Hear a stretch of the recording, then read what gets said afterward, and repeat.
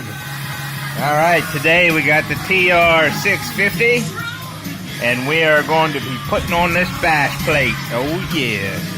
Time to install the skid plate. I'm going to be on and off here doing things, but that front bolt right here looks to be the first bolt. It's got a cross bolt here that's going to go right through the frame there. So we'll go ahead and start that off, and I'll do this now. And finding out that we had to remove these brackets and that bolt from the skid plate itself. Pretty sure it's supposed to come with two of these.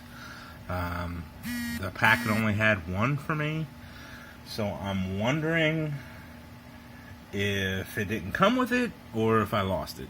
I don't really remember. The plastic was open for this, so hoping it only came with one, but I'm going to have to look that up. I'll confirm that later. But you're going to want to take those off. It's a 17 millimeter on each side for the new bolt and the new nut.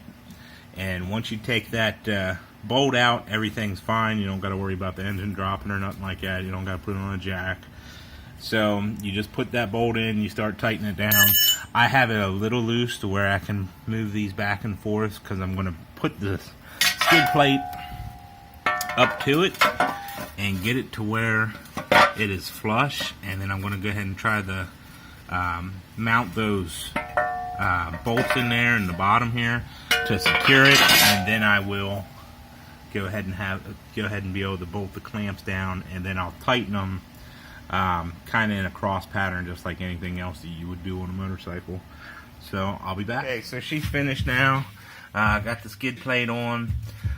Got the jack under here because I'm getting ready to take this front tire off because I need to replace that front tire. But basically, once I got those on there and then I hung the two hangers in the back, I just kind of put all the bolts in underneath.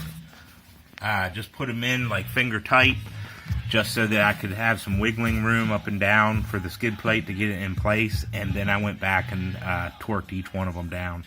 So I did find it being a little easier for that long bolt there not to tighten it all the way until you're completely done at the end. You can get a socket in on this side and either a small socket wrench on this side, or just a straight up wrench and put it in there, wedge it in there, and it will hold that side for the nut so you can tighten it down. And then after that, you just, once all four bolts on the bottom are torqued down and that crossbar bolt is bolted down and tightened, you're good to go. So she's now got her bash plate on, so this Terra 650 I won't have to worry about when I bottom out the ground or rock or anything busting the case on me. So there you go, she's good to go.